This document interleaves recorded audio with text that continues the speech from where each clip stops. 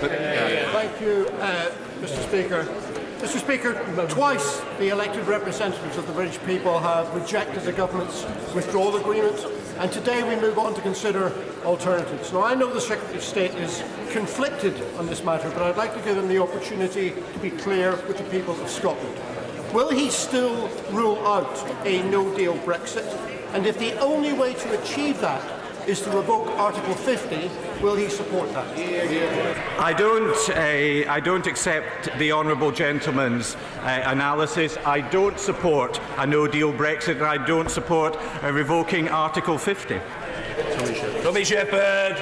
Mr. Speaker, I think we can only interpret from that there are circumstances in which the Secretary of State for Scotland will consent to a no-deal Brexit.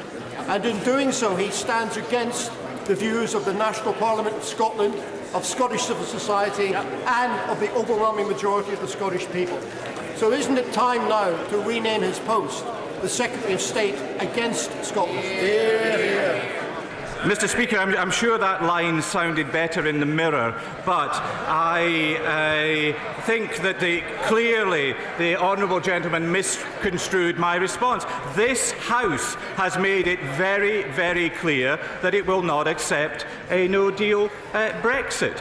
What, however, we are committed to doing is ensuring that we deliver on the referendum, and that means leaving with a deal, and that's why I continue to support the Prime Minister's deal. John Lamont. Question number 5, Mr. Speaker.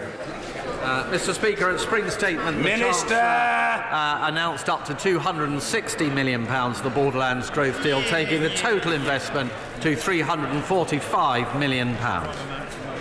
John Lamont. I'm grateful for that response. Extending the Borders Railway to Hoyt, Newcastleton and on to Palau will bring economic prosperity and jobs to the Scottish borders and the wider Borderlands areas. Will the Minister join me in asking for some of the funding, some of the £260 million of funding to be used for the feasibility study for extending the Borders Railway? Well, I can certainly confirm to my honourable friend, Mr. Speaker, that the Department for Transport will be considering a feasibility study into the extension of the Borders Railway. Hugh Gaffney. Has the Minister looked at anything in local transport? The shambles of ScotRail and the shamble of local communities being left with local transport isolated? Well, Mr. Speaker, we are totally committed to supporting infrastructure in Scotland, which is why we have announced £1.3 billion to support 8 city growth deals across Scotland, which will promote economic growth, will promote prosperity and promote jobs in Scotland. Yes, but very well. Luke Graham. Thank you very much, Mr. Speaker. Mr. Speaker, Perth city centre is just outside my constituency, but it's still a cultural and commercial hub for many of my constituents. Can my right honourable friend inform me and others in the House that he's considering further funding applications for Perth city centre and the rural areas of Perth and Kinross? I thank my honourable friend for his question. The issue of regeneration is, of course, Mr. Speaker, a devolved matter. However, I can assure my honourable friend that the government will be supporting Perth via a £150 million commitment to the Tay Cities deal. Toby Perkin. Number 7, Mr. Speaker. Secretary of State. Mr. Speaker, I know that you take a particular interest in this question. Although my office does not routinely hold information on this matter, I acknowledge the great opportunity now to build on the continuing legacy of Andy and Jamie Murray to develop tennis throughout Scotland. Toby Perkin. If the Scottish Office could invest in the internet, they would discover that there are actually no elite-level events in Scotland, which is why many people feel that the LTA are failing to build on the legacy that Andy Murray's success provides an opportunity to do. So will the Scottish Secretary meet with the LTA and the Scottish Government and see what more can be done to actually ensure this huge opportunity isn't missed once and for all? I would be happy to give that undertaking. Perhaps, Mr. Speaker, you would join us, given your passion for tennis and your attendance at major events in Scotland. Well, I entirely agree with the Secretary of State. We all commend the heroic successes of Andy and Jamie Murray and building on them this year and beyond, I think we want to salute the extraordinary efforts of Judy Murray, which ought to be acknowledged, one of the greatest women in the world of tennis. Yes, very good. Paul Masterton. Thank you, Mr. Speaker. Of course, Scotland's reputation in elite tennis extends beyond the Murray brothers to the likes of Gordon Reid, Johnny O'Mara and the late and much missed Elena Baltaccia. But would my right honourable friend join me in calling on the Lawn Tennis Association to ensure that they provide the money to Tennis Scotland to take advantage of this golden opportunity, to ensure that children, no matter where they live in Scotland, have the opportunity to take part and enjoy the benefits of tennis? I absolutely agree with my honourable friend, and will do that. And perhaps he'd like to join myself, the honourable member for Chesterfield, and the Speaker at the meeting with the LTA and other interested parties. Good. John Stevenson. Number 11. Mr. Speaker, the spring statement builds on the autumn budget, which resulted in an extra £950 million for the Scottish budget, and also at the spring statement, my right honourable friend, the Chancellor, announced a further £260 million commitment to the Borderlands Growth Deal. John Stevenson. Speaker, Scotland clearly receives a very fair share of funding, but the Scottish Government has decided to increase taxes. Right. Would the Minister agree that becoming the highest tax part of the United Kingdom risks undermining Scotland, particularly through investment and its wider economy? Minister! Mr. Speaker, it is the case that substantial tax powers have been devolved to the Scottish Government, including those relating to the rates of income tax. But it is also the case that the UK Government is committed to bringing taxation down, first and foremost by increasing the personal allowance 1 year earlier than our manifesto commitment to £12,500, and reducing tax in total for over 32 million people throughout the UK. Order! I hope colleagues across the House will want to join me in extending a warm welcome today to the United States Ambassador to the Court of St James, Woody Johnson. Woody, welcome. It's a pleasure to have you here. Order. Questions to the Prime Minister. Stuart Hosey. Number 1, Mr. Speaker. The Prime Minister. Thank you, Mr. Speaker. Mr. Speaker, I join with you in welcoming the United States Ambassador to see our deliberations today in Prime Minister's Questions. Mr. Speaker, I recently announced at Prime Minister's Questions that I would be chairing a Serious Violence Summit, and I can inform the House that this will take place next Monday. The summit will bring together ministers, community leaders, agencies and experts to explore what more we can do as a whole society to tackle the root causes of serious violence, as well as intervening with those most at risk. Following the initial summit, Cabinet Ministers will be hosting a series of roundtable discussions with national leaders and those on the front line. And this will complement the recent announcement of a £100 million violence reduction fund targeted at hotspot areas, along with the £200 million youth endowment fund that is being established this week. Mr. Speaker, this morning I had meetings with ministerial colleagues and others. In addition to my duties in this House, I shall have further such meetings later today. Stuart Hosey. I wish the Prime Minister well with the serious violence discussions he's having. However, Brexit is already costing the UK around £1 billion a week in lost growth. And we know that 80% plus of the public are unhappy with the way in which this has been handled. This is not the fault of Guy Verhofstadt, Michel Barnier, Donald Tusk, or any MP in this House voting according to their conscience. That fault lies with the Prime Minister, who is the architect of the withdrawal deal. So can she finally concede to the House? She is liable, responsible, culpable for the chaos which is the Brexit debacle, and when she will be resigning. Prime Minister. To the honourable gentleman. The Brexit deal delivers on the result of the referendum. Now, the honourable gentleman has a different view to me. I know he doesn't want to deliver on the result of the referendum.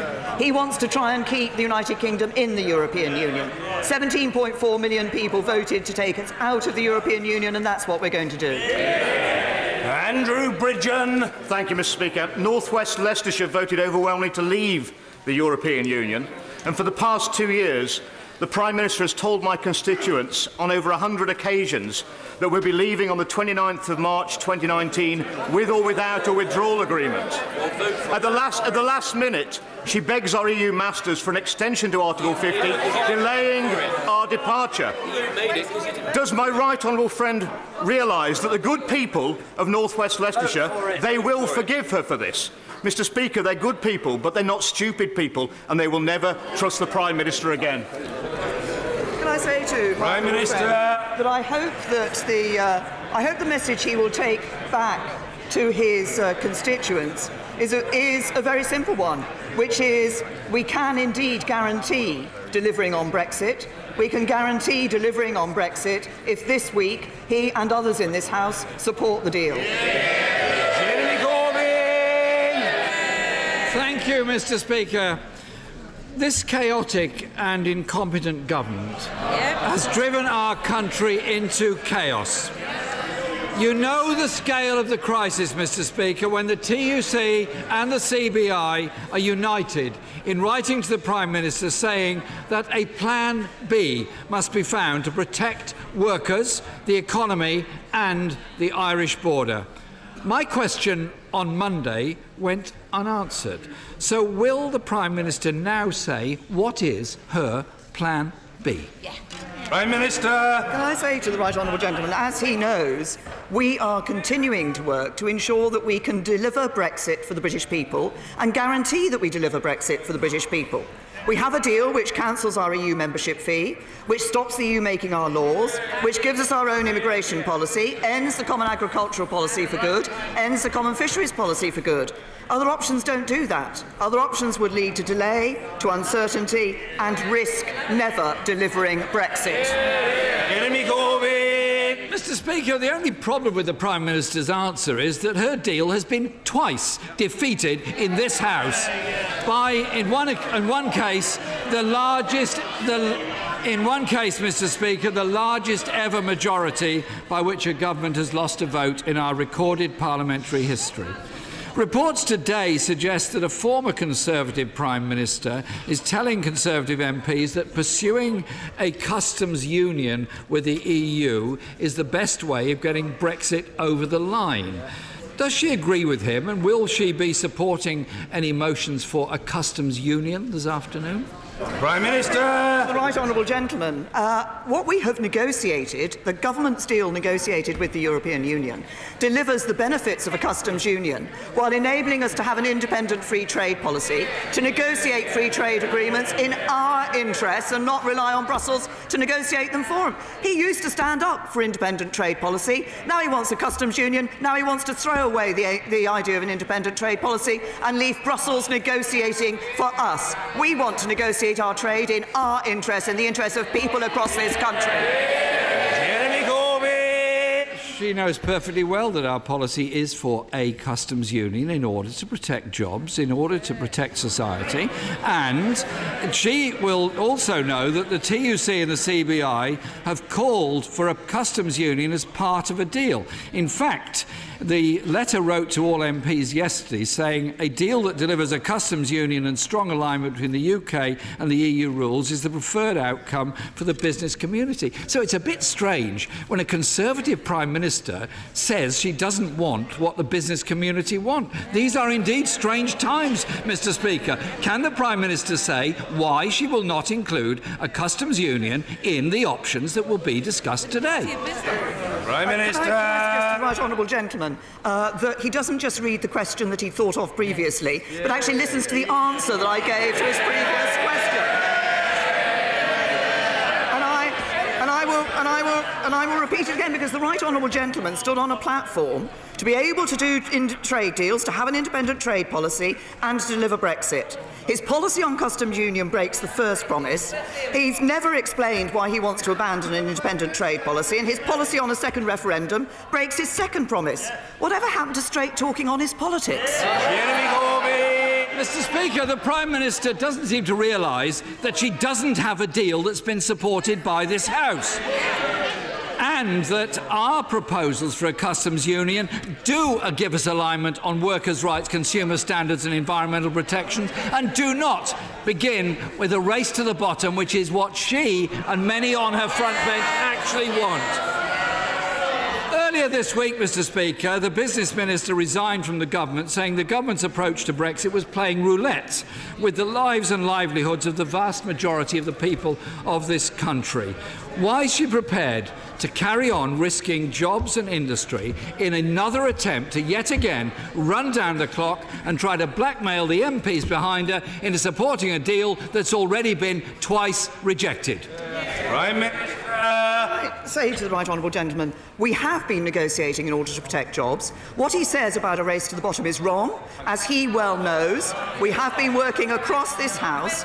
It is absolutely clear in the political declaration that we agree to not falling back in workers' rights, but also we are a government that has enhanced workers' rights. The UK... It's the problem.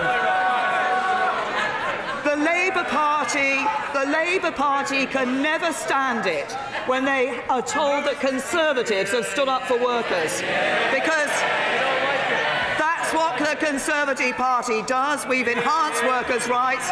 We stand up for workers with our tax cuts, with our national living wage and with higher employment.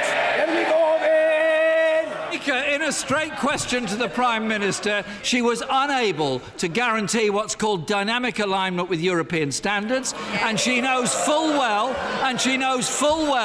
that the Labour proposals are to use the EU standards as a baseline from which we would improve them, including giving workers full rights at work from day one of their employment and ending zero-hours contracts and many other things. In his resignation letter, Mr. Speaker, the Business Minister also said to the Prime Minister that he hoped she would now act in the national interest and enable Parliament this week to find a consensus negotiating position. If today or on Monday a consensus alternative plan emerges across the House, will the Prime Minister accept that decision of the House and accept it as the basis for the UK's negotiating position with the EU henceforward? Prime Minister. Gentlemen, the objective that we should all have is being able to guarantee, being able to deliver Brexit and guarantee delivering Brexit to the British people. And the right honourable gentleman stands there and asks me and raises this issue of workers' rights. We've been very clear about non-regression in relation to workers' rights and environmental standards. He shakes his head. It's in black and white in the political declaration that has been agreed. But we've also been clear.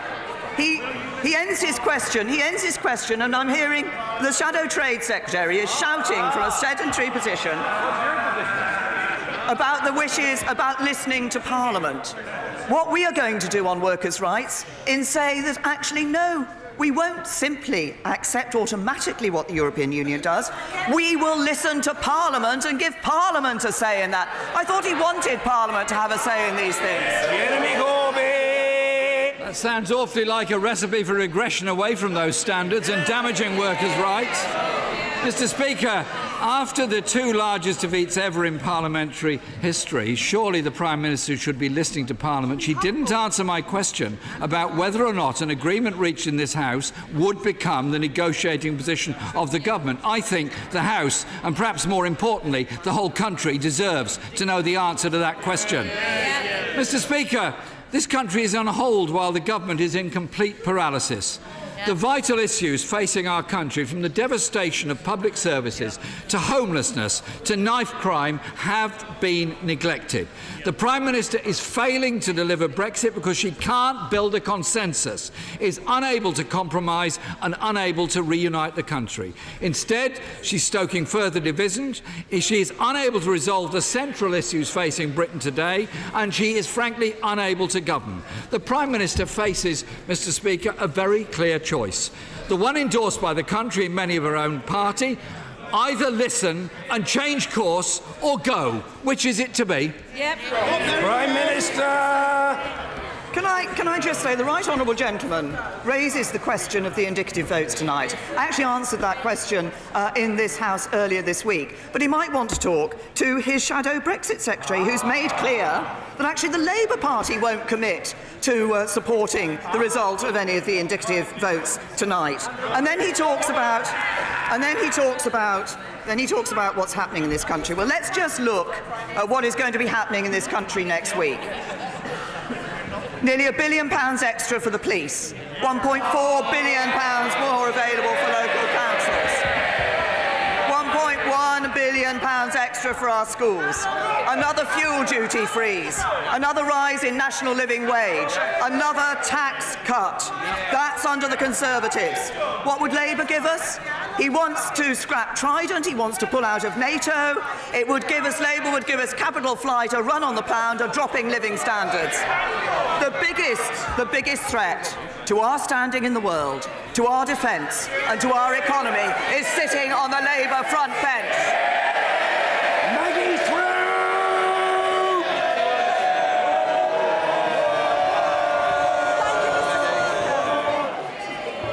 Thank you, Mr. Speaker. Would my right honourable friend undertake to reform the government's online petition system, which currently accepts unverified signatures from across the world? This fundamental flaw can produce an inaccurate reflection of public opinion on important issues, such as revoking Article 50, and leaves our democracy potentially under threat from the manipulation from foreign state aggressors. My honourable friend's raised a very important issue, and can I just say that, like the traditional paper petition system, we do need to have an e-petition system that aims to strike a balance between allowing people to easily recognise their support, register their support for issues which are important to them, while discouraging dishonesty from taking place. I've been assured that the Government Digital Service have been constantly monitoring signing patterns to check for fraudulent activity, but I'm sure that my honourable friend will understand that I can't comment in more detail about the security measures that are taken, but petitions are subject to checks as part of due diligence. Ian Blackford. Thank you, Mr. Speaker, and I'm sure you'll want to join me and welcome the member of the 6th Royal Scot Reserves who are joining us in the gallery today, and to thank them for their service. Mr. Speaker, it is becoming increasingly clear that the cost this Prime Minister will pay to force her disastrous deal through is the price of her departure. Yet again, another Tory Prime Minister is willing to ride off into the sunset and saddle us with a crisis in the UK and an extreme right-wing Brexiteer coming into Downing Street. Does the Prime Minister feel no sense of responsibility for what she is about to do? Gentlemen, it is my sense of responsibility and duty that has meant I have kept working to ensure that we deliver on the result of the British people. Ian Blackford. That's a quick answer. Mr. Speaker, let me help the Prime Minister. She can still change course. It is not too late. On Saturday, I joined opposition leaders and 1 million people to demand a second EU referendum. Mr. Speaker, 6 million people have signed a petition online demanding that the Prime Minister rethink her strategy.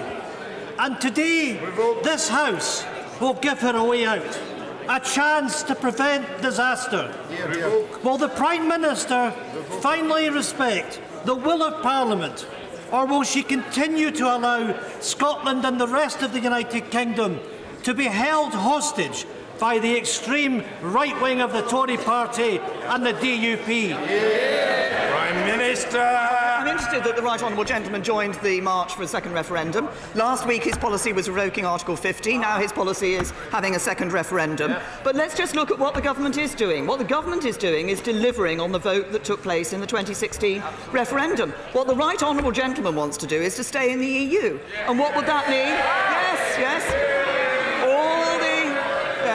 All the Scottish nationalists nod their heads and say they want to stay in the EU. What would that mean? that would mean staying in the Common Agricultural Policy, not in the interests of Scottish farmers. And that would mean staying in the Common Fisheries Policy, not in the interests of Scottish fishermen. It's Scottish Conservatives who are standing up for the interests of Scottish farmers. Under my right honourable friend's government, 1 million more disabled people are in work. But I'm sure that she would like to do so much more. For example, can she get disabled access for Ledbury Station to save disabled passengers an extra 20-minute journey to Hereford and back so that they can simply get out of the train? The Access for All programme is too slow and disabled people need to go to and from work too. First of all, can I thank him for highlighting the government's record in getting more disabled people, or helping more disabled people get into the workplace. We do want to tackle the injustices that are facing disabled people, and as he says, if we're going to enable disabled people to go as far as their talents will take them, we need to ensure they have access to work and are able to travel to that work as everybody else does, easily and conveniently and confidently. So our Access for All programme has got an additional £300 million of funding to upgrade historic station infrastructures.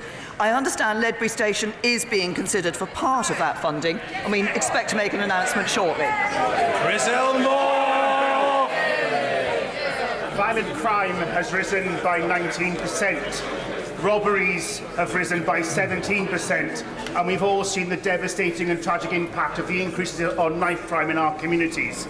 This is the reality of the Prime Minister's reckless cuts since 2010, with youth centres closed, police budgets slashed, and the closure of all early intervention services across the UK.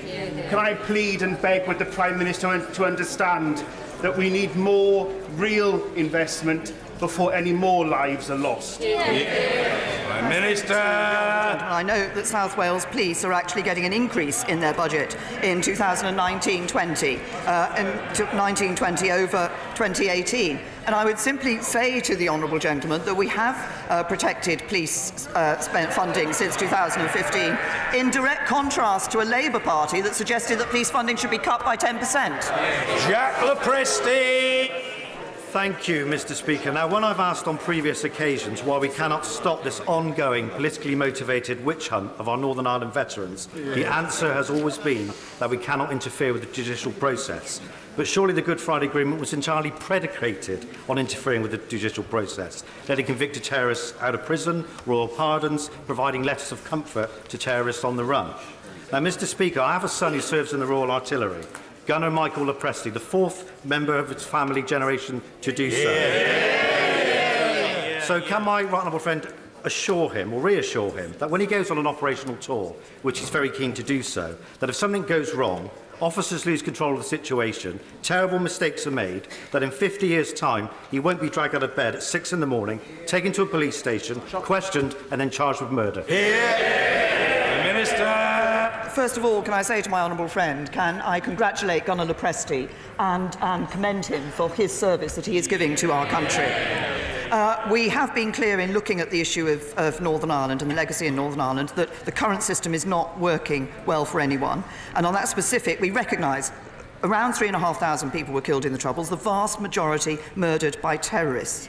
And many of those cases do require further investigation, including the deaths of hundreds of members of the security forces. And that system does need to change to provide better outcomes for victims and survivors of the Troubles. But we are working on proposals across government to take those proposals forward. And of course, we are looking constantly at making sure we can give maximum confidence to those of our brave servicemen and women who day in and day out put their lives on the line for us. Stephen Lloyd. Thank you, Mr. Speaker. Prime Minister, we all know that policing has changed significantly over the last 50 years, from cyber fraud and bullying to the recent tragic increases in knife crime.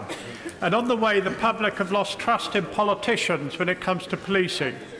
There is a way, though, to restore that trust, Prime Minister. Will you commit to setting up a Police Royal Commission so that facts and evidence, rather than political spin, prepare our police to properly tackle 21st century crime? Well, the honourable gentleman is absolutely right that the nature of crime is changing, or we're seeing new types of crime being introduced, and the police need to have the ability, the resources, the understanding of how to best deal with those. That's why, actually, I would say to the honourable gentleman, I don't think we need a Royal Commission to do this. One of the things I did as Home Secretary was to set up the College of Policing.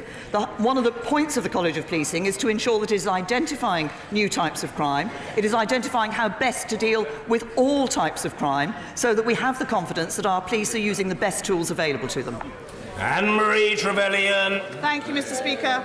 Mr. Speaker, I have an unlicensed airfield, Eshot, in my constituency, a small business continuing a long history of general aviation on that site ever since the airbase was built during World War II as home for one of the largest Spitfire bases. Mr. Speaker, we have a neighbours dispute threatening the safety of the runway, but the CAA are refusing to assist the owners to enforce safety orders. Can the Prime Minister please help us to stop a totally avoidable disaster? Oh, can I say to my honourable friend, obviously she's raised a very important issue, and safety in aviation is absolutely paramount. I understand my honourable friend has raised this issue directly with the Aviation Minister, who's looking at it as a matter of urgency and looking at it very carefully, and we're hoping for a positive response and a positive resolution for all parties involved. The Minister will be writing to my honourable friend as soon as possible, but I also know that the Civil Aviation Authority has been in contact with all parties involved. She's right to raise this issue, and it's an important one, and urgent action is being taken. Carol Monaghan. Thank you, Mr. Speaker. The condition ME affects approximately 25,000 children in the UK. When the parents of these children make the extremely difficult decision to remove their sick child from a programme of graded exercise therapy, many of these families have child protection proceedings triggered against them. So in the midst of this Brexit chaos, will the Prime Minister commit to looking into this issue to ensure that loving parents caring for extremely sick children are not threatened with having that child taken into care? Can I say to the honourable lady, she's raised an issue that I wasn't aware of previously, and I'd be very happy to look into it and to make sure the responsible ministers look into it. Sir Peter Bottomley. Following the result of the referendum, the governments have the responsibility of negotiating withdrawal, transition and then future negotiations. Up to now, that has not passed Parliament because of three incompatible groups surrounding the government. Those who want to stay in, those who want to be out, and the Labour Party's vague policy, which even their leader doesn't agree with. Can I say to the Prime Minister that most people in the country want her to succeed and the deal to go through so we get the best possible advantage from future arrangements? My honourable friend, I think he is absolutely right. That is the message I consistently get from people across the country, that we actually want to deliver Brexit. There's a way to do that, a way to guaranteeing delivering Brexit, and that's supporting the deal. Jamie Stone. Mr. Speaker, my constituents are very pleased that it's been decided that the UK's first space launch facility will be in the north of my constituency. Very pleased because, not least, this gives us a great opportunity to redeploy the very considerable skills which we have at Dounreay in Caithness. Does the Prime Minister agree with me that this is a splendid business opportunity, not just for my constituency, not just for the UK, but in terms of launching and building and launching rockets for countries in Europe and the rest of the world who will never have their own launch facilities? Minister. Can I first of all say to the honourable gentleman, I'm a little disappointed he didn't give me another invitation to come to his the hotel in his constituency, but there we are. I thought maybe I might be able to look at the spaceport from the hotel windows, but he raises a very important point, and this is a significant development, the development of this spaceport. It will indeed be good for local business. It will indeed be good for local jobs. It's skilled jobs, an important area of employment, but as he says, it will give opportunities for the UK to offer these services to others across Europe who are not able to provide those services for themselves. I think this is good for our economy, it's good for his local economy, it's good for his constituents and the UK as a whole. Kirsten Hare. Professions, those in the armed forces don't get to choose where they are stationed, but those in Scotland are undoubtedly delighted to serve there. Over 7,000 of our armed forces personnel in Scotland are penalised by Nicola Sturgeon's In my view, that is simply unfair. year. So will the Prime Minister commit to extend the compensation that the UK Government paid to armed forces based in Scotland last year for another year? Because, Prime Minister, we need to send a very clear signal that the Scottish Government are prepared to penalise those in our armed forces personnel, but it's this Conservative UK Government that will always ensure those that put their life on the line for our country will come first.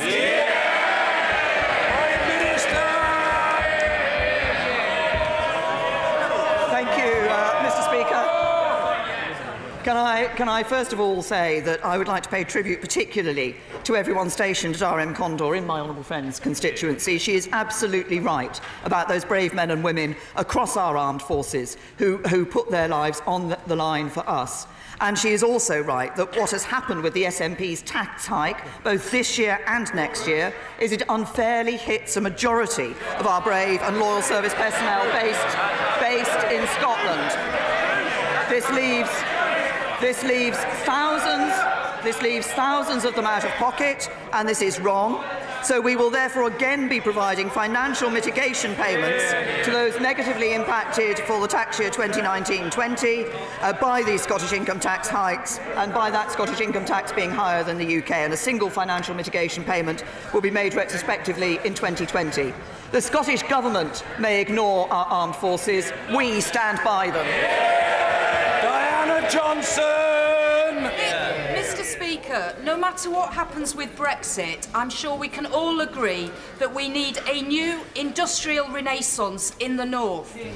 And with the Northern Powerhouse and Yorkshire devolution stalling, isn't it about time that we got the same priority and attention for the Humber Docklands as has been given to the London Docklands for the last 40 years? Can I say to the Prime Minister? I'm absolutely clear. When I became Prime Minister, I said we wanted a country that works for everyone. Our modern industrial strategy is exactly aimed at ensuring that we are developing across parts of the country that need that and that perhaps feel that they have been left behind. But she talks about the investment in the Northern Powerhouse. Northern Powerhouse is not stalling. We have made significant investment into the Northern Powerhouse, significant investment into infrastructure in the north, and significant investment in the deals that we have negotiated across the north to ensure that the benefits of the economic prosperity under this government are felt across every part of our country. Steve Brine!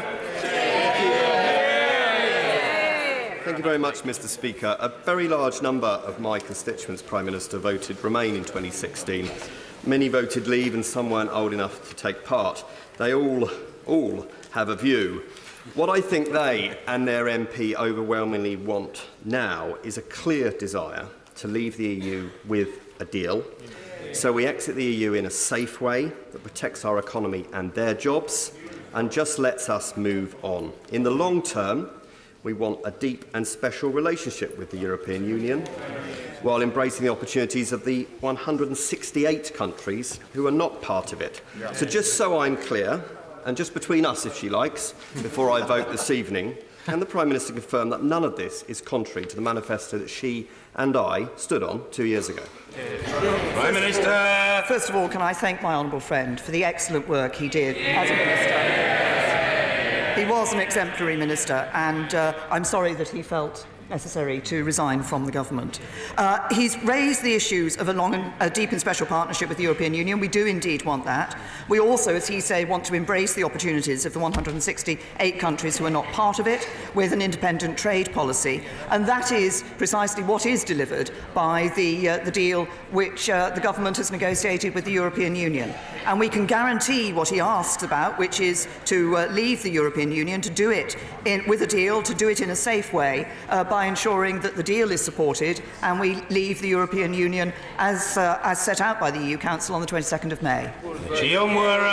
Thank you, Mr. Speaker. Newcastle voted 50.7% to 49.3% to remain. It divided our city, and I was determined we should not have to vote again. But this is a complete shambles. Parliament gridlocked, government paralysed, businesses stalled, jobs lost, household stockpiling, our global reputation trashed, and the Prime Minister incapable of holding her cabinet together, never mind the country.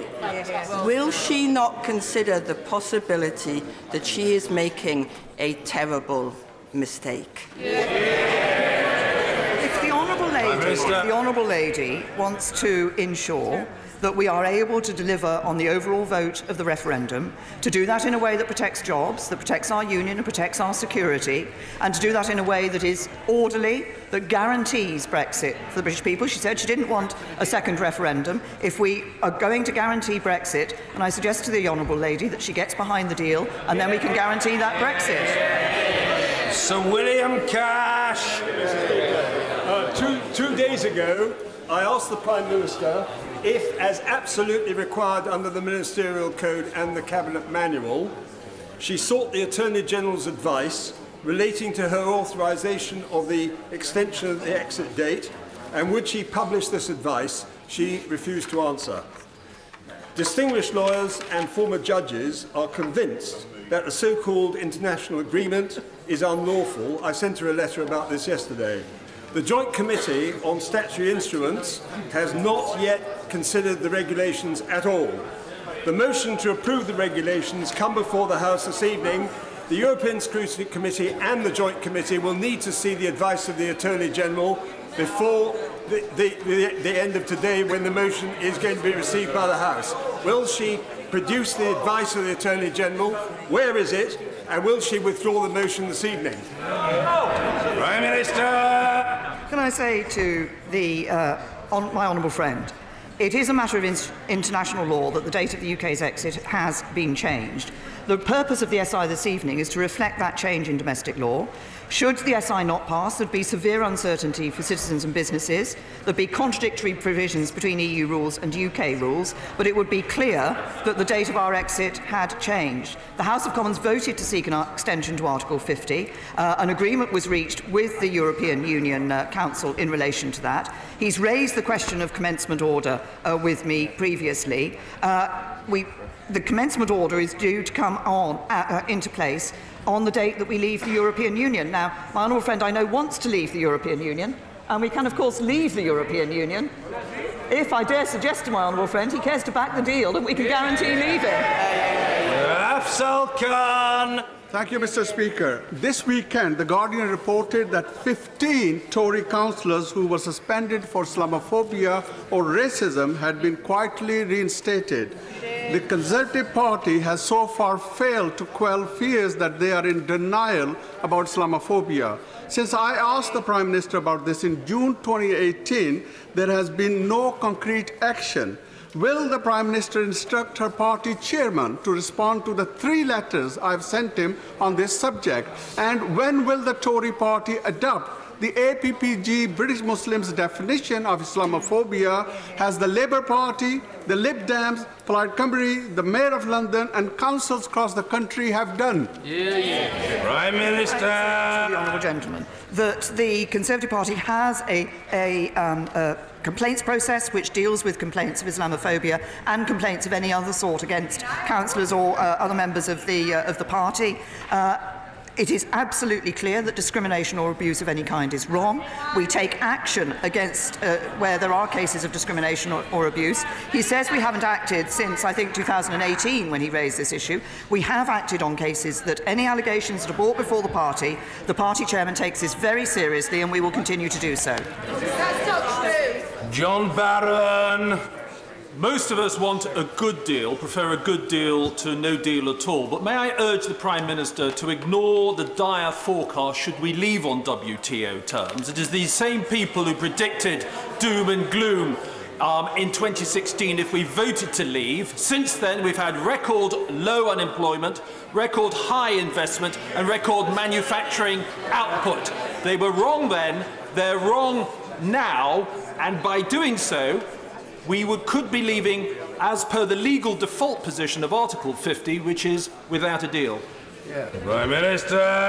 Can I say to my honourable friend, he references leaving on WTO terms. Of course, what I want to be able to do, and what I think is right, and what the government considers right for the United Kingdom, is for us to be able to negotiate trade agreements with countries around the world that give us a better operation with those countries rather than just the WTO basis, but also to be able to negotiate that good trade deal with the European Union. That's what we want to see, a good trade deal with our nearest trading neighbours and opportunities for good free trade agreements around the rest of the world. Jim Shannon. Thank you, Mr. Speaker. I want to ask the Prime Minister a very important question as well.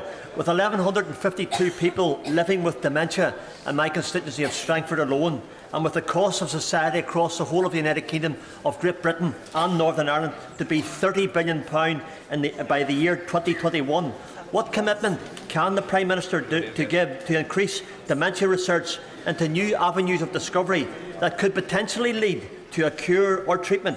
And would the Prime Minister commit government annually to just 1% of the societal cost of dementia for research? Well, can I say to the Honourable Gentleman that he has raised a very important issue. He cited the number of his constituents who are living with dementia, that there will be people across all our constituencies and increasing numbers who are living with dementia, and that's why we have committed to delivering our Dementia 2020 challenge in full. And that is supporting research. He specifically referenced research. It's supporting research into dementia. The UK research community is also playing a significant role in the global effort to try to find a cure or a major disease-modifying treatment by 2025. We've committed to double spending on research in dementia by 2020. That's the equivalent to around £60 million per annum, and we're on track to meet this. And as he has referenced in his question, much of this investment is indeed for research to better understand the nature of dementia, to inform the development of future treatments, and to find ways actually to prevent the onset of the condition. If we can prevent the condition, of course, that is the best route to take, but meanwhile we look to see what better treatment we can provide for those with this condition. Mike Wood. Mr. Speaker, 30 years ago Margaret Thatcher told the UN General Assembly that the threat from global warming needed an equivalent response from the whole world. What progress is being made on reducing greenhouse gas emissions that contribute towards man-made climate change? Prime Minister. I'm very grateful to the Honourable Gentleman for raising this very important issue. What I would also say to the Honourable Gentleman is that he has reminded people, actually, that it was a Conservative Prime Minister who was one of the first world leaders to actually raise this issue of climate change and put it on the international agenda. He's asked me about some of the changes that have taken place. Between 2010 and 2017, we've reduced the UK's domestic greenhouse gas emissions by 23%. Nearly 50% of UK electricity came from low-carbon sources in 2018, and UK CO2 emissions have fallen for 6 years in a row. That is just a few of the achievements that we have under a record as a government. But of course, we continue to work internationally to help deal with this issue, and that's why we believe it is so important to adhere to and remain part of the Paris Climate Change Agreement. Nigel Dodds. Mr. Speaker, I'm sure the Prime Minister will join with me in welcoming the signing yesterday of the Heads of Terms of Agreement on the Belfast City regional deal, the first city deal in Northern Ireland, which is estimated to bring about 20,000 new jobs, £350 million of investment by the government, and a lot of extra investment by local councils and the private sector. Will she confirm that she will do everything in her power in the absence of devolved government to ensure that the civil service who signed on behalf of Northern Ireland, that there will be no impediment to the good progress of that city deal, which has been welcomed right across the community in Northern Ireland? Minister. The Right Honourable Gentleman raises a very important point, which is about the benefits that these city deals can bring, and those benefits are considerable, bringing together both government at all levels and the private sector to provide in those city deals. I absolutely take the point that he makes, that in the absence of devolved government we need to make sure there is no impediment to moving ahead with that city deal as fast as possible, and will commit to ensuring that that does indeed take place.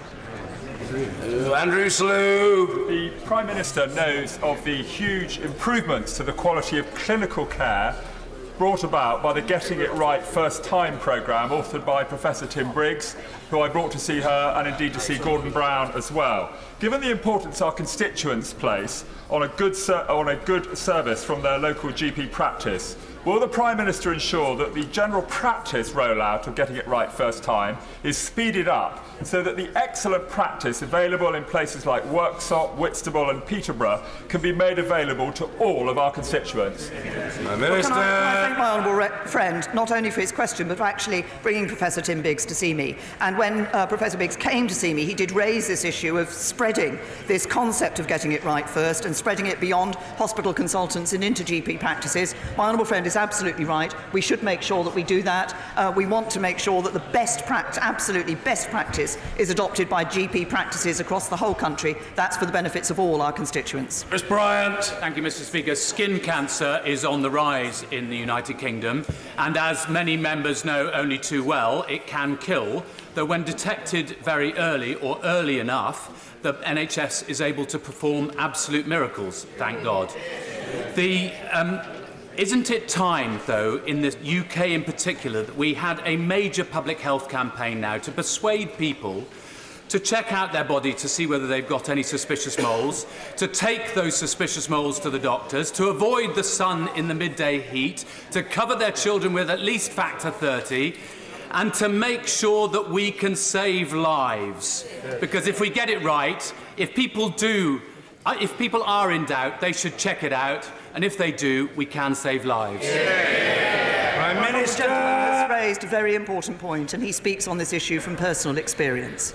And he is absolutely right. We need to ensure that people are aware of the dangers and aware of the signs that they need to take notice of and actually take to their doctors, because lives can be saved.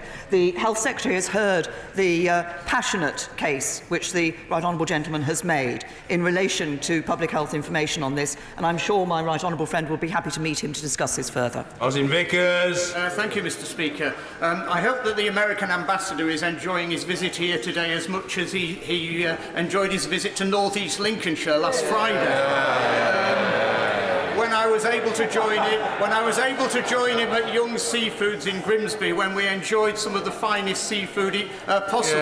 Would the Prime Minister agree with me that Brexit increases the opportunities of further trade to build on the already trading relationship we have with the United States? We hope the Ambassador's palate was satisfied, and I dare say we'll be hearing about it if it wasn't. The Prime Minister.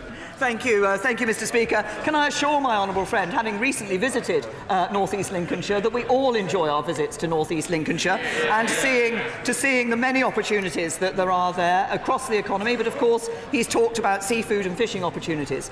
But he's absolutely right. Leaving the European Union and making sure as we do so we have the ability to have our own independent trade policy means that we will be able to have those free trade agreements around the world, including with the United States. And the United States has, as we've heard on many occasions, we are both keen on both sides of the Atlantic to be able to pursue that free trade agreement. Caroline Lucas.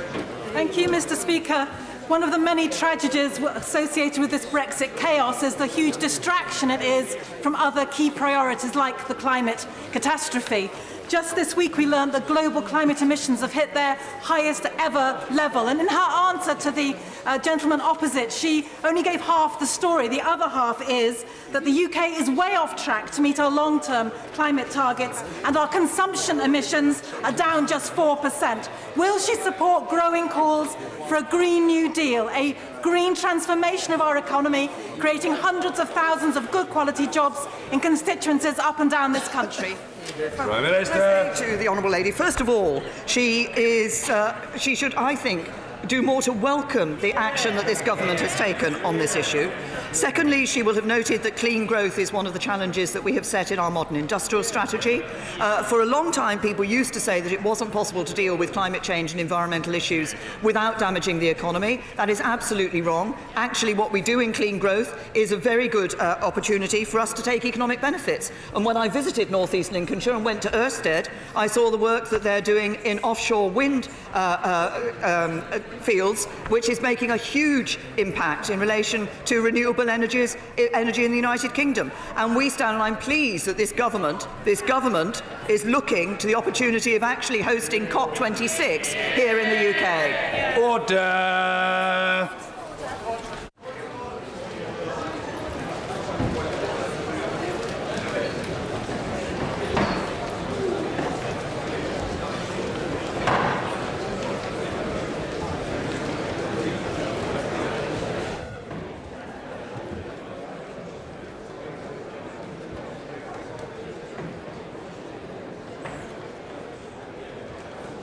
Helen Jones. Speaker, on a point of order, the honourable member for Erewash recently made in Prime Minister's questions some allegations about the petitions system.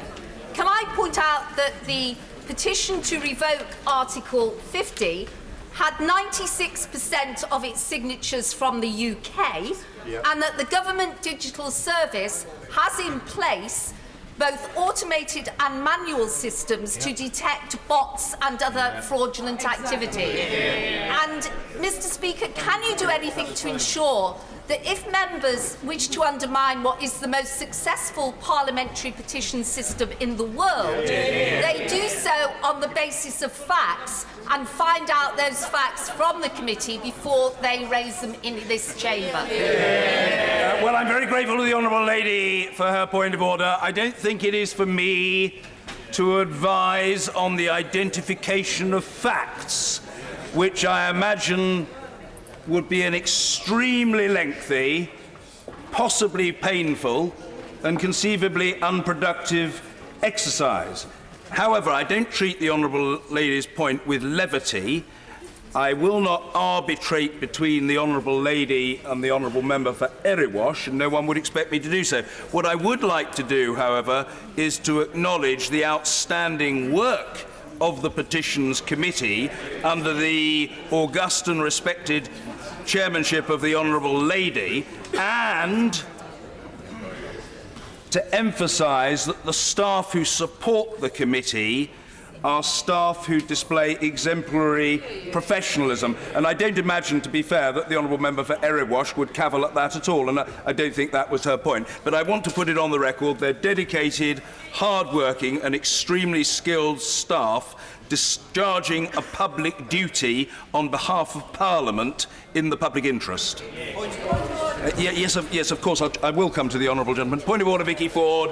Speaker, in order to come into the House of Commons today, coming from the tube, one has to walk past a large poster saying death, and then underneath it, the words "to democracy."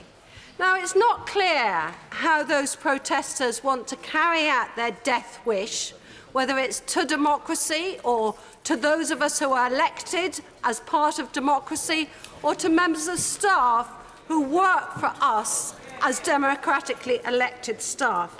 But, Mr. Speaker, there can be no place in our public life for intimidation of members of Parliament or their staff. And so, whilst we respect the right to free protest, can we ask again to look at the way in which the right to freedom of speech versus intimidation of those in public life is being carried out and protected around this Parliament? The honourable lady raises an important point, and I respect the force of her observation and the sincerity that underlies it. There is, of course, a delicate balance between freedom of speech on the one hand and a safe space for parliamentarians and for those who report our proceedings on the other. As the honourable lady, who is an extremely assiduous participant in the chamber, will attest, this matter has been raised before, and no harm in it being raised again. Considerable necessity, no doubt, for doing so in the chamber. And I have made the point that we in this House have made representations to the Metropolitan Police Commissioner and had regular contact with Cressida Dick and her senior officers in order to make the case for a more proactive policing approach of a character and on a scale that will protect people going about their daily business, either as parliamentarians or as journalists, or indeed as members of the public who fall into neither of those categories. I know that the Honourable Lady will understand when I say, and I do not say it with an ounce of flippancy, I say it because I think it's right, that, and I don't think she'd suggest otherwise, I can't be the poster policeman.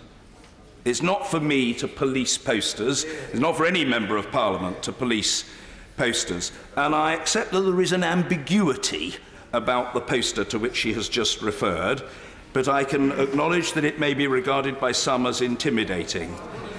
Moreover, many of the threats to people have in particular been threats to female colleagues and female journalists, and we need to take careful account of that.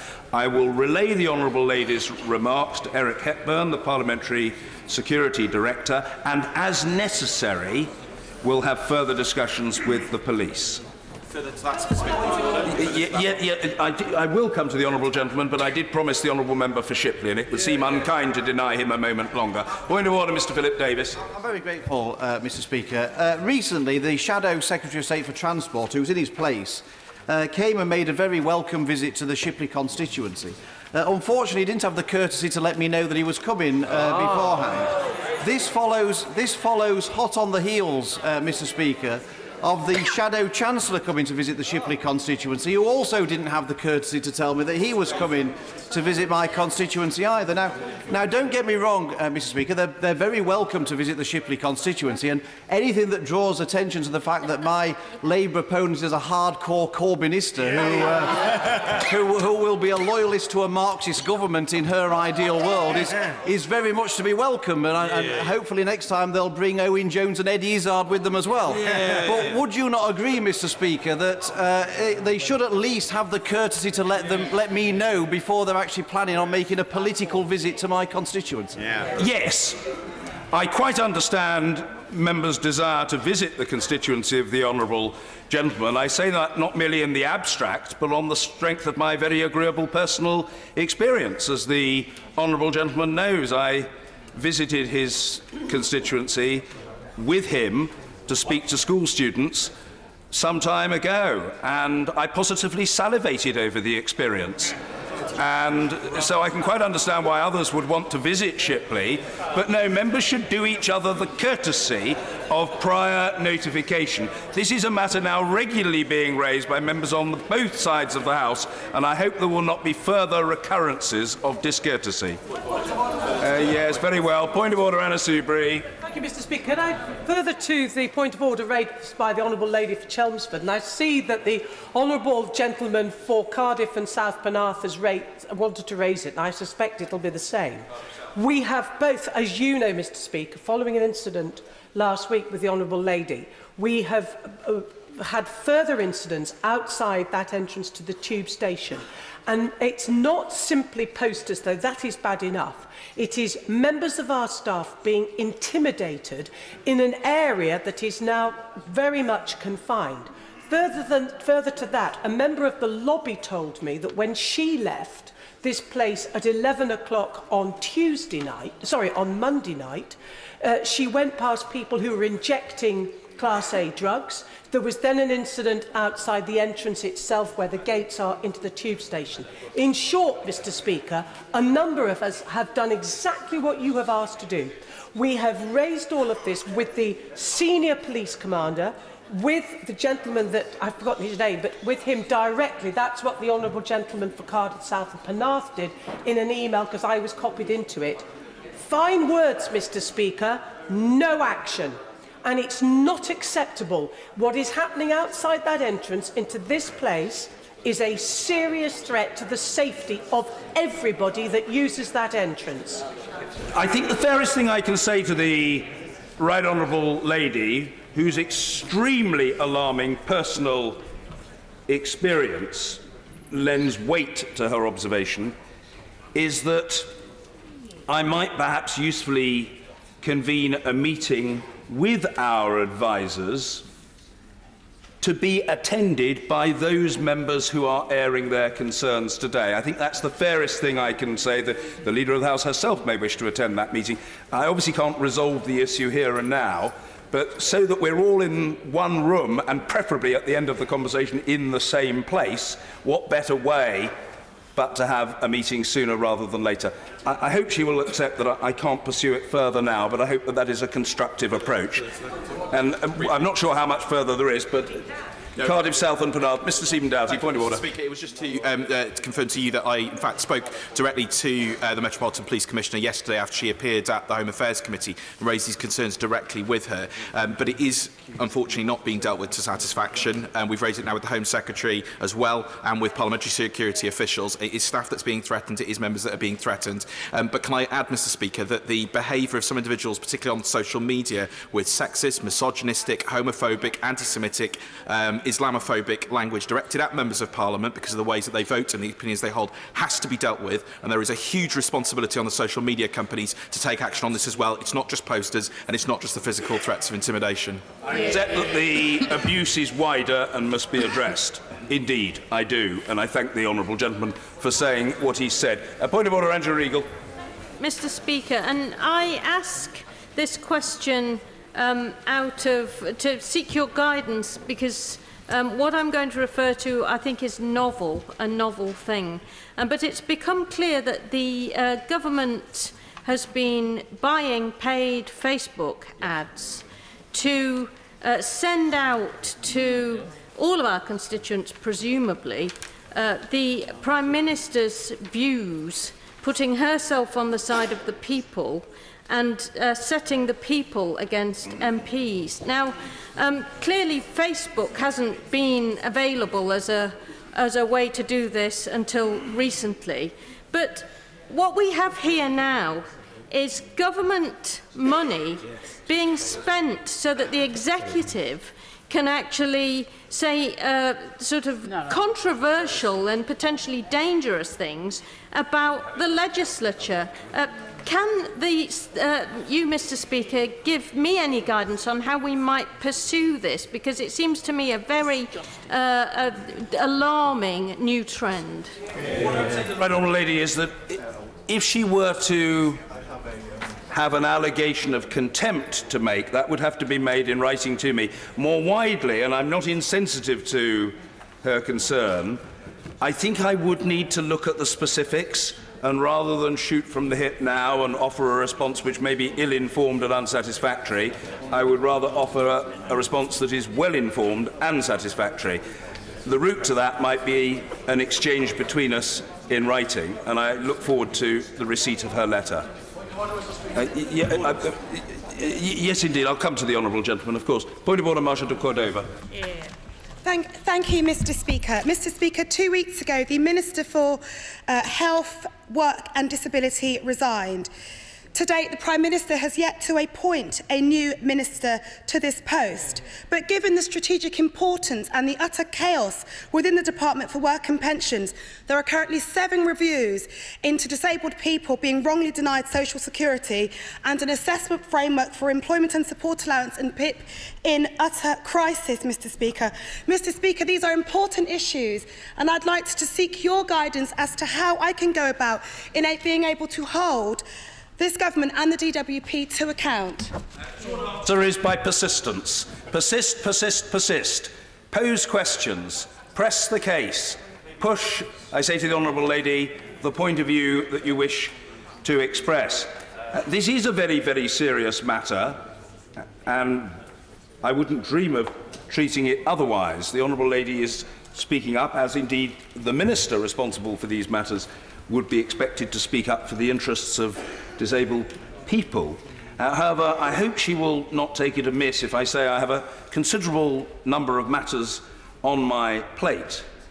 However, ministerial reshuffles are not amongst my responsibilities, and I say thankfully so.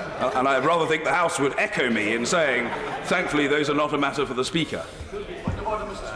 Point of order. Well, I will come to the honourable gentleman. Yes, I did say. Yeah, point of order, Mark Francois. Thank you very much, Mr. Speaker. The House will shortly move on to discuss the business motion which will, if it is passed, will then govern the conduct of the indicative votes this afternoon.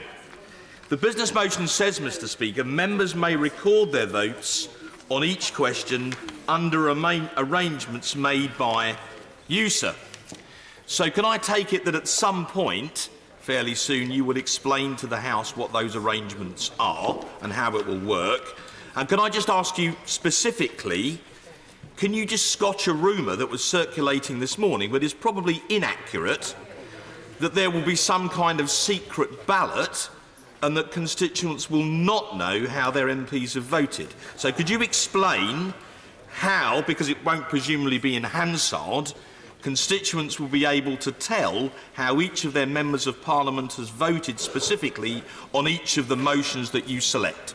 Well, I'm grateful to the right honourable gentleman for his point of order. I will indeed be making a statement on that matter or an announcement to the House in a timely way. Of course, it is for the House to agree or not, as the case may be, to a business of the House motion. However, insofar as the right honourable gentleman is perturbed by the prospect of secret and thereafter to remain secret votes, I think I can put the right honourable gentleman's mind at rest. There is no such plan. And I hope that reassures the right honourable gentleman. He has a sunny countenance in the circumstances, and I think we should be grateful for that. Point of order, Mr. Alex Cunningham. Mr. Speaker, on the 20th of February at PMQs, I highlighted the decision by the Tees Valley Mayor to spend £90 million of taxpayers' money buying the loss-making Durham Tees Valley Airport, when local people in most parts of the area can't get a bus home after 6:30 in the evening. I asked if she could help them out. She answered, claiming the bus service had been considerably expanded across the Midlands and the North. But according to a letter from the Parliamentary Under-Secretary of State for Transport outlining the statistics, this is most certainly not the case. The Prime Minister may have inadvertently misled the House. Is there anything you can do to encourage a Minister to come to the dispatch box to correct the record and acknowledge that the vast increase in bus services suggested by the Prime Minister simply hasn't materialised? Well, gentleman, to whom I'm grateful for giving me advance notice of his intention to raise this point of order, is that responsibility for the veracity of what is said in the chamber is that of each individual member, including members of the executive branch up to the highest level. If a minister reckons to have made a mistake, it is the responsibility of that member to correct the record. I'm not aware of any imminent intention on the part of the Prime Minister to correct the record, but knowing the perspicacity of the honourable gentleman and his tendency to focus his beady eye on the activities of government, I feel sure they will be looking out for what he thinks is the required correction.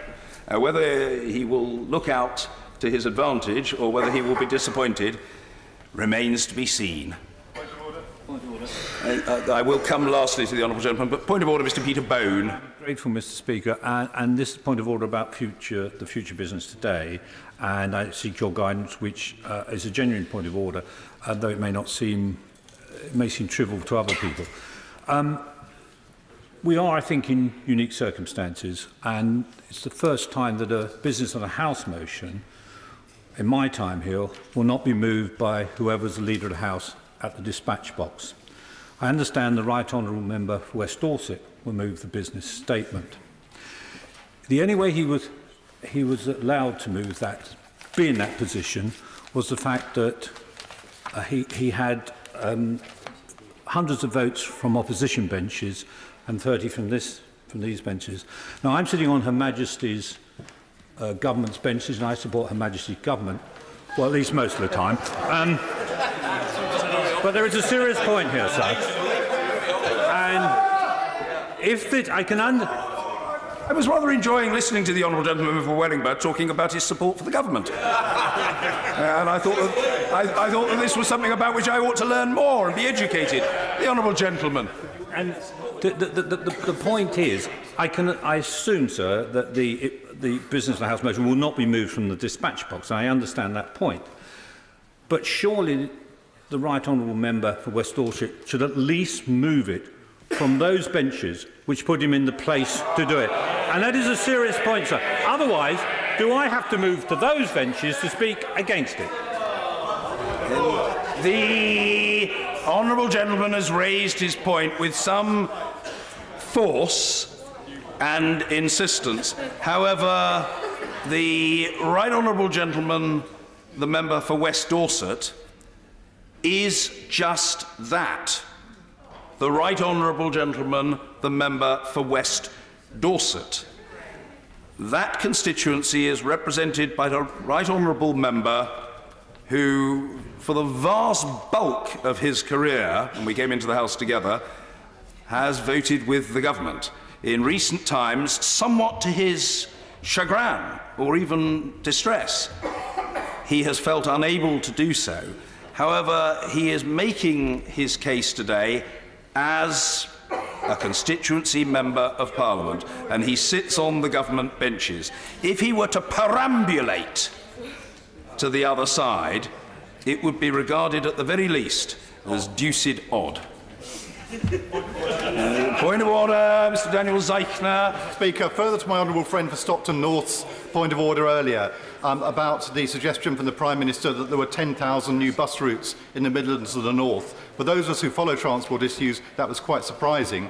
I'd seek your guidance, Mr. Speaker, on how we could get on the record the actual figures from the Department for Transport, which are that there have been 13,279 routes registered and 13,153 routes withdrawn, meaning there are actually only 126 new routes in that period of time. I'd be grateful if the Speaker could explain to me how that could be put on the record. Well, as the honourable gentleman well knows, and he comes from a very academic, rather high-brow, intellectual constituency, and the honourable lady, the member for Bristol East, observes from a sedentary position he is one, meaning high-brow, intellectual, academic. He has found his own salvation. He's got it on the record. And I feel sure that copies of the official report will be veritably winging their way to his Cambridge constituents ere long, so they can note his prodigious efforts on their behalf. If there are no further points of order, we come now, the honourable gentleman, member for Stone, has been a most patient fellow. We come now to the presentation of Bill. Sir William Cash. House of Commons Precedence of Government Business European Union Withdrawal Act 2018 Bill. Second reading what day? Friday the 5th of April, sir. Friday the 5th of April. Thank you. Would 10-minute rule motion. Ruth George. Thank you, Mr. Speaker. I beg leave that leave be given to bring in a bill to make it an offence to use a sky lantern and for connected purposes, the Sky Lanterns Prohibitions Bill. Mr. Speaker, last summer, when after an unprecedented heatwave, a spate of wildfires was raging around the moorland of High Peak, I was shocked to discover that an American company, the Lights Fest Company, were promoting a Sky Lantern Festival at a venue on the moors above Buxton. Considering that a sky lantern comprises a paper lantern and a candle, this company was selling tickets at £20 or £30 each for thousands of people to release naked flames across those tinder-dry moors. At the same time, our fire service in Derbyshire and hundreds of firefighters from Greater Manchester and further afield, park rangers, farmers, gamekeepers and our military were battling dozens of moorland fires, putting their own safety at risk, and I paid tribute to them. And although our fire service, our local councils, the Peak District National Park and I all objected to the Sky Lantern Festival, as it was organised on private land, we had no authority to prevent its taking place. So I wrote to the Lights Fest Company to set out the local fire situation and to ask them to cancel the event, and Derbyshire Fire Service did the same. But neither the Chief Fire Officer nor I received a response. In the meantime, local people set up an online petition which quickly gathered almost 10,000 signatures. And at that point, fortunately, the venue refused to host the event any longer, so it was finally cancelled with just days to go. But, Mr. Speaker, it cannot be right that a company can organise a dangerous event such as this that we have no jurisdiction to prevent. And it's not just on dry moorland that sky lanterns are a problem.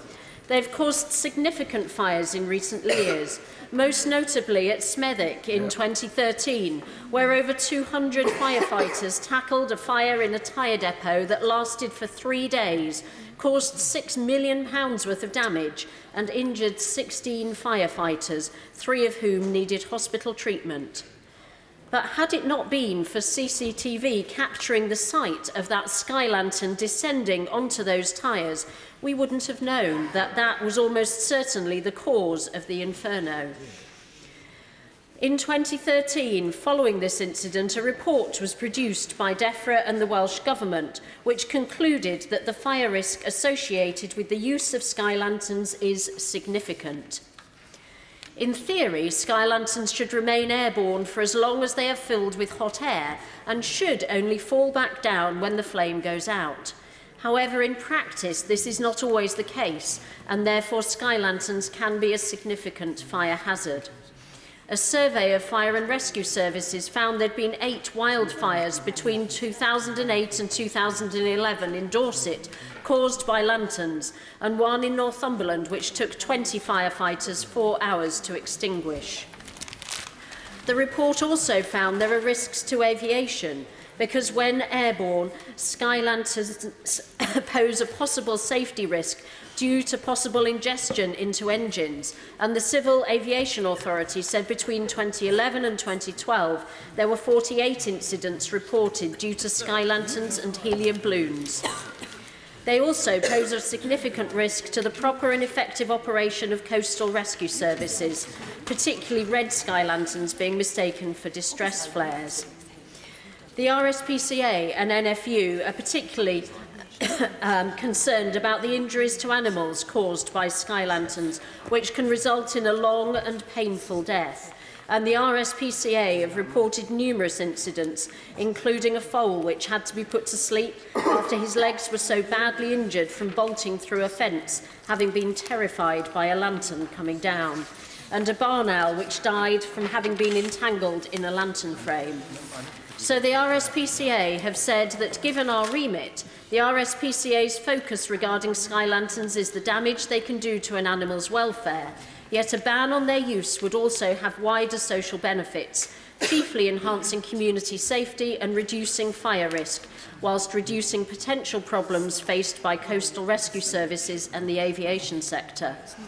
The NFU has long called for a total ban on sky lanterns, which pose dangers and nuisance to the farm animals and our countryside.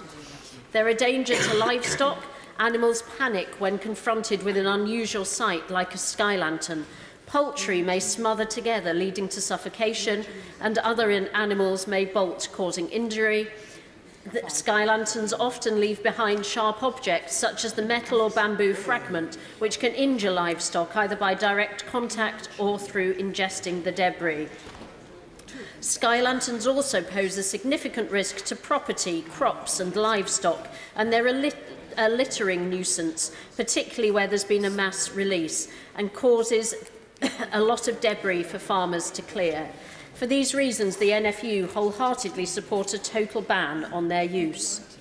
But, Mr. Speaker, over 200,000 sky lanterns are sold each year in the UK.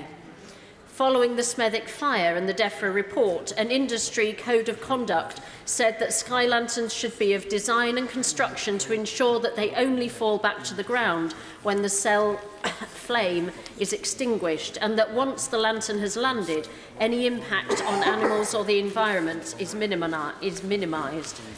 But with a paper construction and a naked flame, no design can guarantee it will work as designed in any weather condition. Each sky lantern should be accompanied by warnings and instructions for use, not to launch them in an inappropriate location or unsuitable weather conditions, or in any manner that results in damage to persons or property that may make you liable for criminal charges or civil claims for damages. But in spite of this guidance, we are still seeing problems caused by sky lanterns and their promotion by companies seemingly heedless of this guidance. Last summer's events showed the need to prevent the use of sky lanterns. The Chief Fire Officer for Derbyshire has stated that last summer's wildfires resulted in devastation to the natural landscape.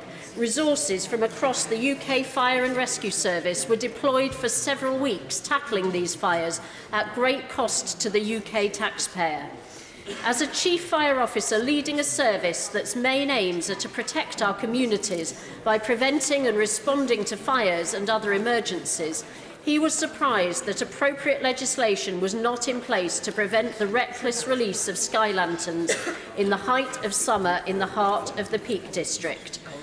So our Chief Fire Officer supports a decision to prohibit the use of sky lanterns in England to protect our countryside, wildlife, the farming industry and beyond. Mr Speaker, all Welsh councils have banned the release of sky lanterns on council-owned land. 70 councils in England, from Plymouth to Carlisle, have done the same. But they cannot protect our countryside, animals and people from lanterns released on private land. There have been calls from across this House to prohibit sky lanterns.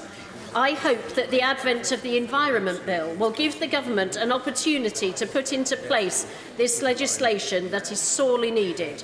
But in the meantime, I beg this House to please accept this bill.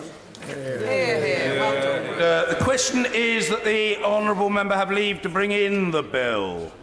As many as are of that opinion say aye. Aye. Of the contrary, no. I think the ayes have it. The ayes have it. Who will prepare and bring in the bill? Kerry McCarthy, Sir David Amis, Sir Peter Bottomley, Jim Fitzpatrick, Sir Mike Penning, John Speller, Richard Benyon, Sir Patrick McLaughlin, Julian Sturdy, Antoinette Sandbach, Angela Smith and myself. Thank you.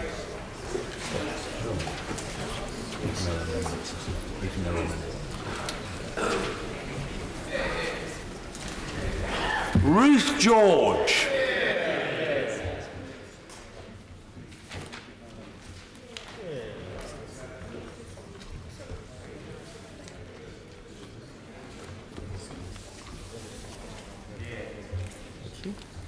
Sky Lanterns Prohibition Bill. Second reading what day? Friday, 5th of April. Friday the 5th of April.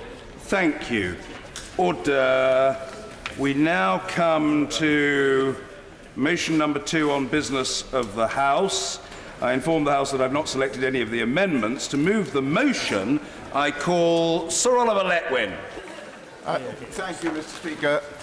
I'm very grateful to you and to the House authorities for the organisation that you have tentatively put in place for today. But of course, that organisation will only be able to operate if the House approves this business of the House motion, and I rise to move that motion now. And I'd like just to begin by explaining in as plain English as I can the 2 paragraphs of which it consists, neither of which is in any way complicated, but both of which have been drafted very carefully in order to ensure that the business proceeds smoothly and in good order as we go through what will no doubt be a quite complicated and highly contentious set of discussions about the substantive motions that have been tabled and which you, Mr. Speaker, have not yet selected amongst, but which will no doubt fall to be announced as a series of selections after we've completed the discussion and votes on the business of the House motion. So paragraph 1 is an effort to order today's business in an orderly way, given that there may be a considerable number of substantive motions that are selected by the Speaker and that will fall, therefore, to be debated and at 7 o'clock, if the business of the House motion is accepted, be voted upon. And I draw the attention, therefore, of honourable members first to subparagraph I in paragraph 1 of the business of the House motion, which describes the method of voting. it is the intention that in order to avoid taking too long voting on the substantive motions, we should retire into the two lobbies. There will be a lobby, I lobby, devoted to those whose names begin A to K, and the no lobby devoted to those whose names begin L to Z. And there will be in those lobbies voting slips, I think of a different colour, but very similar in character to the deferred division slips which we've used today and are quite used to using, which will be in a bundle and which will relate to all of those motions within the order paper motions for today that have been selected by the Speaker for vote at the end of the day. Of course I will. Thank you, the right honourable gentleman, for giving way. It's just a general point. I don't often follow tweets as being law and the way in which things will be. But I've just seen a tweet that has said that number 10 is going to indicate that it will vote against the business motion in the attempt of thwarting all the measures the right honourable gentleman wishes to secure at 7 o'clock this evening. Would he agree that would be a misuse of parliamentary time by the government, given the will of the House only yesterday or the day before? Well, I don't know whether the honourable gentleman is reading a tweet that is, so to speak, a Trumpian tweet or an accurate tweet. I've followed the practice myself of not paying any attention to tweets of any kind at any time. But it may be that, as the honourable gentleman says, the government will decide to whip members on this side of the House against the Business House motion. That is, of course, a perfectly legitimate thing for the government to do if it wishes to do it. It's slightly sad, given that those of us who've prepared the Business House motion took great care to negotiate with the government a suitable way of including the statutory instrument which needs to be brought to alter exit day at the end of our proceedings, and that is provided for in an orderly way in the Business House motion, and I had hoped that that degree of cooperation might induce the government to look kindly on this Business House motion, but I'm perfectly aware that, as he is, that it was not the intention of the government to promote the indicative votes in the way in which this Business House motion does, and therefore I understand that they may whip against it. I hope that not only the honourable gentleman, but also those of my honourable friends who voted for this process in the first place will again vote in a division, if there is one, to sustain the Business of the House motion and to allow us to continue the process which we inaugurated by voting by a narrow but nevertheless significant majority for Amendment A, which stood in my name a couple of days ago. And I look forward to being in the same lobby as the honourable gentleman as we do that. Yes, of course I will. The right honourable gentleman said it was a significant majority who voted in favour of his amendment. 329 votes to 302. That was 52% to 48%.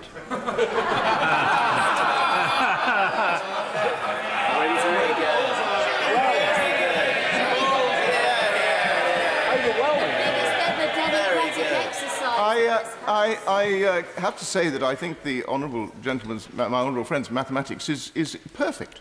And I observe that he has attached quite significant emphasis to the vote on the referendum result. And therefore, I hope he joins me in the view that the majority for Amendment A was indeed significant.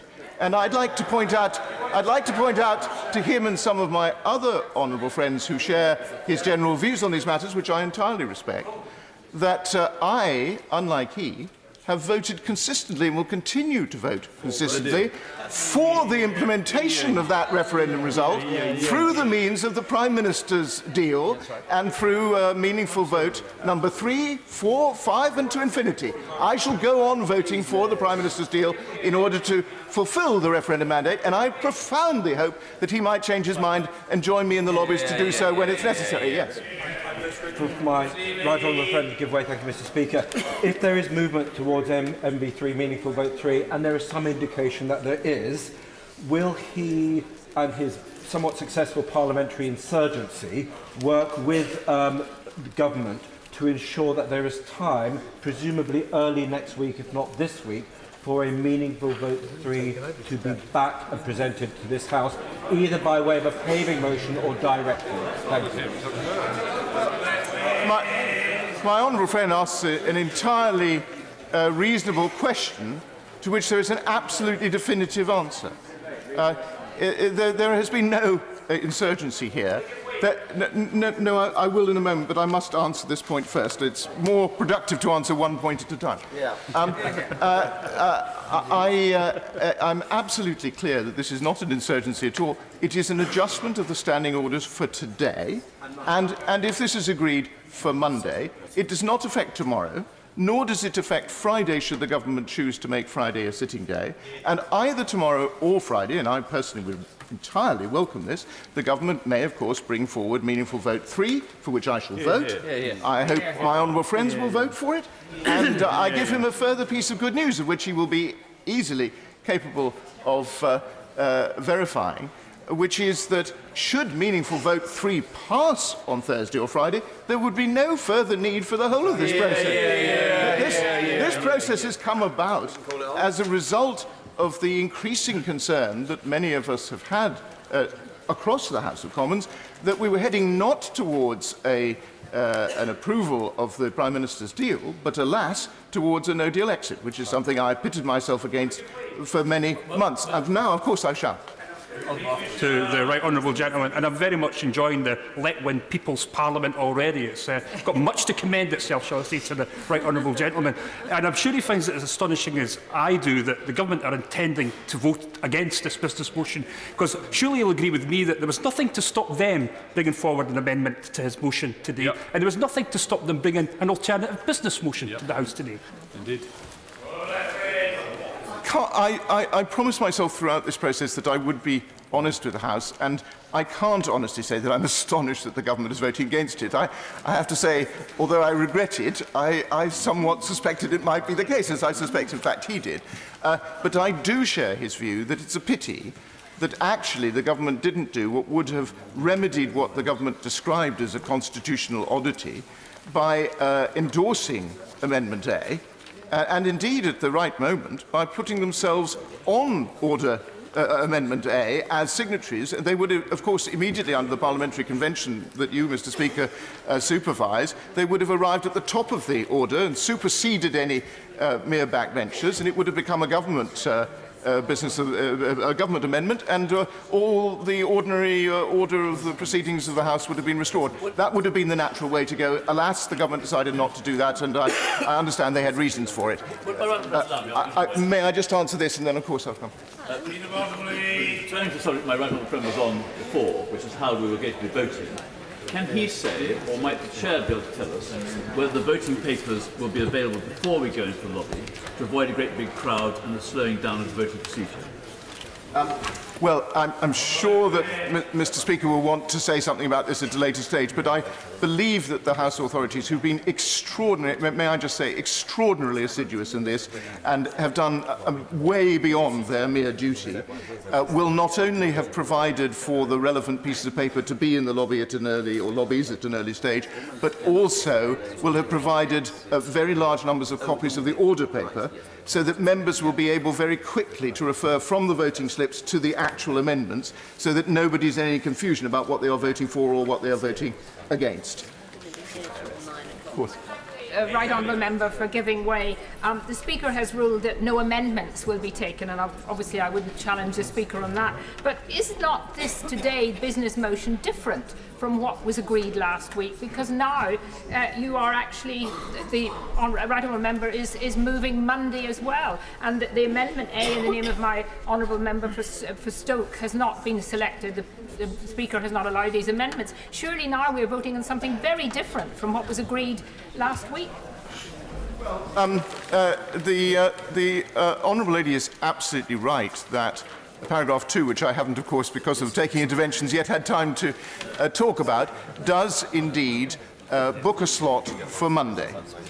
And the reason that it books a slot for Monday is that I think there is quite a high chance that at the end of today's votes, despite the best endeavours of each of the promoters of each of the motions which it falls to be debated and voted upon, may not receive majority backing.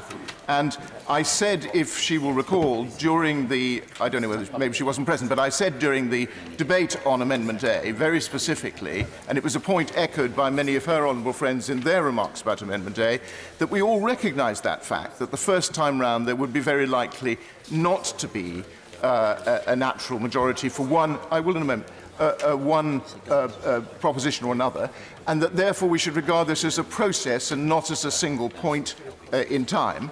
And I did also specifically say that I therefore anticipated we would need a further day, and in many discussions and interviews, many of those of us who have proposed this Business of the House motion today and were supporting Amendment A have made that point. So there's no novelty to it. It is simply carrying through what we said would be the case. And now, of course, I give way. To that point of intervention, would he not agree with me that the government, having spent over 1,000 days on getting to where we are now, it would not be unreasonable for the House to have more one day to try to resolve this matter? I do rather agree with the right honourable gentleman about that.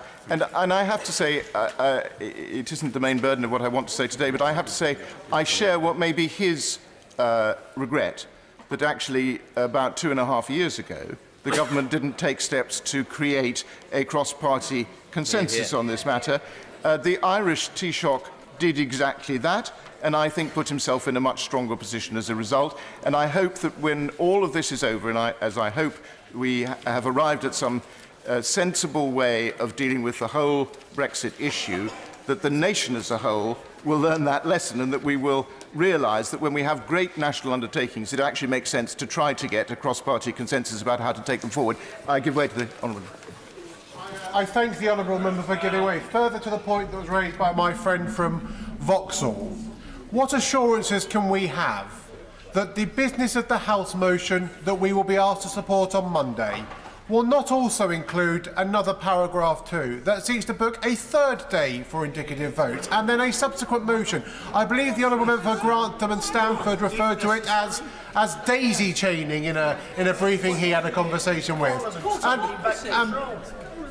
And if that is the honourable gentleman's case, can he be upfront about it? But could I also ask him, what does he think is going to change between today and Monday? Every member of this House has had an opportunity to lay a motion with their thoughts on the way forward.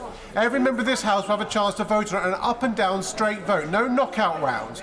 So will we not just repeat ourselves on Monday with the same potential options, the same votes, with the same arguments?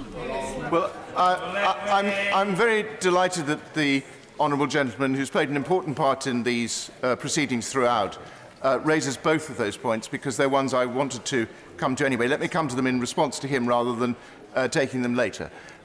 In relation to the first question, whether there may be later stages beyond Monday, I don't believe that there needs to be any further round of voting after Monday on motions or propositions. I do believe, and I want to be very clear that I've said this to the honourable gentleman so that he can't later complain that there was any concealment at all, which is not part of our intention. I do believe that if a majority for a particular proposition does emerge on Monday, as I very much hope for reasons I'm about to come to that it will, and if the government doesn't immediately signal that it is willing to implement the majority view of the House of Commons at that point, and if the government has not by then, as I hope, though others may not, it will have achieved a vote in favour of MV3, then I think it would make sense for the House to move to the position of beginning to legislate to mandate the implementation of that majority. I think that would be a reasonable proceeding at that stage. It's only possible if we reach a majority view, of course. And now I come to the second part of his point, which is the question, why will Monday be any different from today? And I think the difference lies in two facts. First, this will be the first opportunity, and the right honourable gentleman who speaks for the Liberal Democrats made this point, after a very long time, when the House of Commons will actually, in an orderly way, have an opportunity to express the views in votes of members on specific propositions, and for us all to see how the lie of the land is. And I think when politicians do that, I will in a moment, when politicians do that, they very often discover that there is a basis for compromise and further informal offline discussion that can lead to the crystallisation of majorities.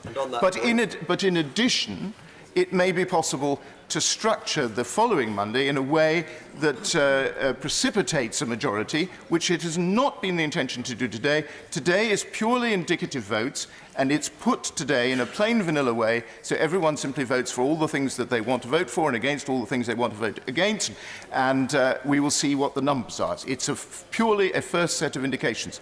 I will now give way. May I give way to my honourable friend, because he made such a splendid case against me earlier. Mr. Speaker, I was trying to compliment my honourable friend. I was just suggesting he should be sitting on those benches. He making a very interesting and well thought out speech, as he always does. And he's being exceptionally honest with the House, saying that on Monday he will again be taking over the order paper. And that will then possibly lead to a legislative programme and a bill to implement whatever comes out as the most likely thing to succeed. Could he give the House an estimate of how many days he's going to have to take over between now and April the 12th, so that we can have a guide, and at least the government could have a guide when they might get some of their business done? Well, I have to say that the coda in my honourable friend's remark was, I think, an amusement, in the sense that I don't discern a vast pile of other government business of the first order of importance currently being transacted in this House. I think the government is rightly focused, as we all are, on the question of Brexit. And we're approaching the 12th, as he and I both know, and as he mentioned. And he, of course, has a very different view of what would happen to our nation if on the 12th we left without a deal, and I respect that view. It is not my view. I don't believe it's the majority view of the House of Commons, as expressed in a series of votes. Those of us who are determined to follow that majority view, as conscientiously as he believes it's a good thing to leave without a deal, we believe conscientiously it is not a good thing to leave for our country without a deal, and therefore we want to prevent that eventuality. And the only way we can do that is by crystallising an alternative majority and trying to carry it forward, and that's what we will do. But there is an easy route to preventing that, which is for him and his like-minded colleagues, whose positions I understand, to compromise as many of the rest of us have compromised, and to vote for MV3. Were that to happen, none of this would be necessary. Exactly. Yes, of course. Oh, I'm sorry. I haven't mentioned any more days than the days I've mentioned, because I don't think it were necessary to have any more days. Though, of course, in the House of Lords, if there were legislation, there would have to be a day or days to legislate in the House of Lords. Yes. Thank you for giving. I thank my right honourable friend for giving way again. I apologise for asking. I'm trying to find out about this process, as I suspect of millions of people throughout the country. The reason I ask about MV3 for next week is because if the right honourable gentleman has taken the order paper on Monday, if, for example, based on the opinions of the House today and Monday, we legislate for a customs union on Tuesday or Wednesday, then MV3 becomes redundant. So are we assuming, is my right honourable friend assuming, that the only day for a third meaningful vote on the government's withdrawal deal is this Thursday or this Friday, or can he envisage a time next week where there may be space for an MV3 to come back, for example, before a customs union day of legislation on the Wednesday? Thank you. Well, that again is a perfectly reasonable set of questions, but again has a definitive set of answers. First of all, in relation, this is not any making of any member of this House or of the government. In relation to MV3 on Thursday or Friday this week, that timetable has been set by the EU. In their legal decision, they've made it clear that the withdrawal agreement has to be agreed by this House by, I think it's 11 p.m. our time, but in any event, late at night on Friday, in order for the 12th not to be activated and to move us to May the 22nd. And that is, of course, what would be necessary in order for the government to pass through the Withdrawal Act implementation bill, which is in turn necessary in order for the government's meaningful vote to be meaningful. Without a Withdrawal Act implementation bill, it's a nothing, as both he and other honourable members on both sides of the House who study this very well understand. So the fact is that the Thursday-Friday schedule this week is set by the EU, not by any of us. There's nothing I or anybody else here can do about it. And it's very important, therefore, for those of us who want to make sure that we don't drop out without a deal on the 12th, to ensure that if my honourable friends haven't supported those of us who are going to be in the lobbies voting for MV3 by Friday night, then there is an alternative, and this is the only way we can do it. Of course I can. Would my right honourable friend explain how, if the House voted for a negotiation with Europe for a particular outcome that the government either thought wasn't desirable or wasn't negotiable, who would do the negotiating? Because it's normal for only the government to be a recognised negotiator.